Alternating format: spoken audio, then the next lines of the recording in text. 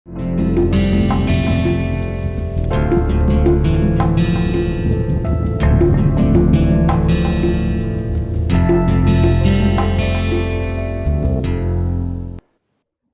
अभी तक हम विशिष्ट कर को स्पेसिफिक टैक्स को समझ रहे थे, स्पेसिफिक टैक्स को, है ना।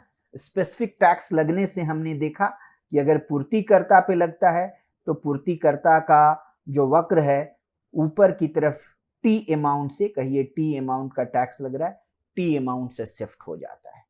और अगर बायर पे लग रहा है तो उनका डिमांड कर्व जो है टी अमाउंट से नीचे की तरफ शिफ्ट हो जाता है। पहले वीडियो में हम डिस्कस कर चुके हैं कि ये ऐसा क्यों हो रहा है। अब हम देखते हैं दूसरा वाला जो टैक्स था, मूल्यांकन के आधार पे हमने कहा था दो टैक्स होगा, एक स्पेसिफिक टैक्स विशिष्ट कर, और दूसरा जो था एड वैलोरम टैक्स, जिसको हम लोग मूल्यानुसार कर हिंदी में कहते हैं, मूल्यानुसार कर। अब मूल्यानुसार कर जो होता है उस पे परसेंटेज टर्म में लगता है। तो जहां प्राइस पी हो रहा था, अगर ये एग्जाम्पल ले लें, अब हम एड वैलोरम टैक्स की बात कर रहे हैं, तो एड वैलोरम टैक्स में देखिए पहले मार्केट की स्थिति ये है टैक्स लगने से पहले, ये आपका डिमांड कर्व है, ये आपका सप्लाई कर्व है, और पी स्टार इक्विलिब्रियम में जो मूल्य है, बाजार संतुलन में मूल्य है, और क्यू स्टार जो है बाजार में खरीदी जाने वाली और बेची जाने वाली मात्रा है। अब जो है एड वैलोरम टैक्स लगता है पी स्टार पे। तो पी स्टार पे अगर टैक्स लगता है तो प्राइस जो है सो P star plus 1 plus P star multiplied by 1 plus T हो जाएगा, है ना। जहां कहीं भी होता जो भी प्राइस पे ये टैक्स लगने के बाद पहले पी स्टार में स्पेसिफिक टैक्स में टी जुट रहा था, अब पी स्टार में P star multiplied by T जुटेगा। यहाँ पे टी रुपीज टर्म में है, यहाँ पे टी परसेंटेज टर्म में, तो ये भिन्न है। हम समझ लें कि इसको हम ये कह सकते हैं कि बटा 100, क्योंकि ये परसेंटेज से अगर हम रुपी टर्म में कन्वर्ट करें तो इसकी वजह से पहले जो शिफ्ट हो रहा था, पहले हर जगह पे हर प्राइस पे टी बढ़ रहा था, तो इसलिए हमने बात की थी कि सप्लाई कर्व जो है टी अमाउंट से ऊपर की तरफ शिफ्ट हो जाएगा। बट अब हम ये नहीं कह सकते हैं, अब हम, क्योंकि हर जगह पी डिफरेंट है, तो पी अगर 0 है तो 0 रुपया पे अगर आप टी टैक्स लगाते हैं तो 0 ही आएगा, तो यहाँ पे कोई शिफ्ट नहीं होगा। और जैसे जैसे आपका प्राइस हायर हो रहा है शिफ्ट बढ़ता जाएगा।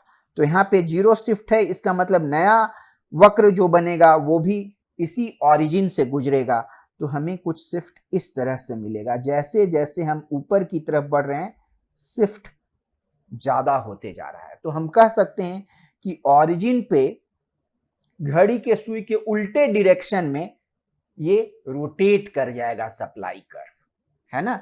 इससे आगे हम डिस्कस नहीं करेंगे। उसी तरह से अगर कराघात इंपैक्ट ऑफ टैक्स बायर पे होता है तो क्या होगा, यहां पे प्राइस 0 है तो यहां पे अगर टैक्स लगता है तो यहां पे 0 टैक्स होगा, और जैसे जैसे इस डायरेक्शन में हम लोग आगे बढ़ेंगे टैक्स बढ़ने से इफेक्ट बड़ा होता जाएगा। और पहले हम डिस्कस कर चुके हैं कि विशिष्ट कर्व के केस में कि डिमांड कर्व है वो नीचे की तरफ शिफ्ट हो जाता है, तो यहां कुछ ऐसा शिफ्ट आपको मिलेगा, है ना। तो यही चीज हम एड वैलोरम टैक्स के बारे में समझे। अगर हम देखेंगे क्वालिटेटिव इफेक्ट बड़ा ही सिमिलर होगा, लेकिन क्वांटिटेटिवली ये कैलकुलेट करना थोड़ा दिक्कत है, क्योंकि हमें हर प्राइस पे ध्यान देना होगा कि कितने का बदलाव आ रहा है। पुराने वाले स्पेसिफिक टैक्स में हर जगह बदलाव टी का था, तो उसको ट्रैक करना आसान था। सो इस बात को हम एड वैलोरम टैक्स के बारे में समझें। आइए हम समझते हैं कि सरकार जो डिफरेंट तरह के टैक्सेस लगाती हैं उसको हम किसी कैटेगरी में डाल सकते हैं क्या। तो एक जो होता है अनुपातिक कर होता है, जैसे हमने एड वैलोरम टैक्स के बारे में देखा कि वो एक अनुपातिक कर है, हर को बराबर ही देना पड़ रहा है ना, ये परसेंटेज टर्म में लग रहा होता है। अगर हम आयकर में समझें तो सबको यूनिफॉर्म कहिए कि X% इनकम टैक्स देना होता है। दूसरा होता है, उसे हम लोग कहते हैं प्रगतिशील कर। ये क्या होता है कि जैसे जैसे आय बढ़ता है वैसे वैसे परसेंटेज टैक्स बढ़ता जाता है। यहां पे हम कहें कि हर आय पे टैक्स परसेंट सेम है, इधर इनकम बढ़ रहा है। प्रगतिशील कर में क्या होता है कि जैसे जैसे हम इनकम बढ़ता है वैसे वैसे टैक्स का परसेंटेज बढ़ता जाता है। इसको कहते हैं प्रोग्रेसिव टैक्स। जो ज्यादा अमीर है वो ज्यादा परसेंटेज टैक्स दिया करेगा। तीसरा है, उसको हम लोग कहते हैं प्रतिगामी कर। इसमें क्या होता है कि जैसे जैसे आदमी अमीर होता जाता है, पैसे उसके पास ज्यादा होते हैं, वो उसका टैक्स रेट कम होता जाता है, कुछ ऐसा दिखता है टैक्स रेट।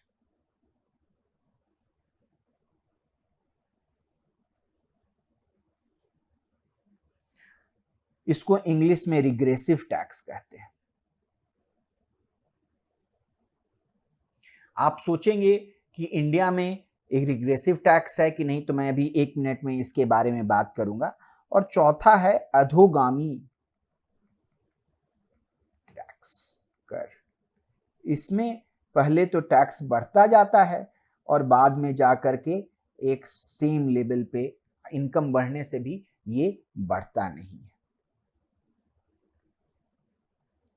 ऑफ कोर्स मैंने एग्जांपल आपको इनकम से दिया है, बट ये दूसरे चीजों में भी अप्लाई हो सकता है। अगर जैसे आपने देखा होगा किसी गुड पे लोकल टैक्स एक्स्ट्रा पहले लिखा होता था, आजकल एमआरपी पे होता है, जीएसटी आता है। मान लीजिए जीएसटी फिक्स है, 8% जीएसटी फिक्स है, तो 8% फिक्स है। अगर आय के हिसाब से देखिएगा तो जिस आदमी की आय ज्यादा है परसेंटेज टर्म में उसको कम टैक्स देना पड़ रहा है, जो आदमी गरीब है उसको ज्यादा टैक्स देना पड़ रहा है परसेंटेज टर्म में। तो ये हमें इस तरह का जो टैक्स होता है प्रतिगामी कर होता है। इंडिया में अधोगामी कर है, इनकम टैक्स जो है पहले बढ़ते रहता है। शुरू के लेवल में 5% होता है, 10% होता है, 20% होता है, 30% होता है। 30% के बाद आय बढ़ने के बाद भी नहीं बढ़ता है, तो हमें अधोगामी टैक्स होता है। एक तरह से प्रगतिशील भी है, लोअर लेवल पे, बाद में वो अनुपातिक हो जाता है। अधोगामी में दो चीज का मिश्रण है कि लोअर लेवल पे प्रगतिशील है और हायर लेवल पे अनुपातिक कर है। तो हमें ये केसेस देखने को इंडिया में मिलता है। आइए इस चैप्टर को खत्म करें, उससे पहले हम इस बारे में भी बात करें कि सरकार आखिर टैक्स लगाती क्यों है। और पूरे मैं डिटेल में नहीं जा रहा हूं क्योंकि हमारा उद्देश्य यहाँ मार्केट पे देखना था, जो कि हम डिफरेंट एग्जाम्पल के द्वारा देख चुके हैं। बट फिर भी समझें, क्योंकि हमने ये भी देखा है कि टैक्स लगने से डेडवेट लॉस होता है, समाज को हार्म होता है। तो सरकार आखिर टैक्स लगाती क्यों है? क्योंकि सरकार को खर्च करना है बहुत सारी चीजों में। डिफेंस के लिए खर्च करना है, बाद में हम पढ़ेंगे अगर मौका मिलेगा तो, कि एक तरह का पब्लिक गुड होता है जो कि प्राइवेट पार्टी प्रोवाइड नहीं कर पाती है जनरली, वो सरकार ही प्रोवाइड करेगी। जैसे स्ट्रीट लाइट हो गया, क्लीन एयर हो गया, डिफेंस हो गया, लॉ एंड ऑर्डर हो गया। सरकार स्कूलें भी चलाती हैं जो कि नेसेसरली पब्लिक गुड नहीं है, प्राइवेट गुड भी है। तो इसके लिए भी सरकार को पैसे चाहिए होते हैं। मिड डे मील स्कीम चल रहा है तो सरकार को पैसे चाहिए होते हैं, वो कहाँ से आएंगे? तो वो कर के द्वारा सरकार उगाही करती है। सरकार ऑल्सो इनकम डिस्ट्रीब्यूशन करना चाहती है। कुछ लोग बहुत अमीर हैं, कुछ लोग बहुत गरीब हैं। गरीब लोगों को और कुछ ट्रांसफर करना चाहती है, उन्हें कम रियायत दरों में अनाज दिया जाता है, तेल दिया जाता है, नमक दिया जाता है। तो उनको ये आवंटन, और कह सकते हैं कि समाज में जो रिसोर्सेज एलोकेशन है वो भी टैक्स के द्वारा किया जाता है। तो ये सब कुछ कारणे हैं जिसके लिए सरकार टैक्स लगाती है। लेकिन सरकार का टैक्स लगाने से समाज के वेलफेयर पे भी प्रभाव पड़ता है। अगर ओवरऑल देखा जाए तो हमें डेडवेट लॉस भी होता है ना। तो ये रहा डिस्कशन ऑन टैक्सेस।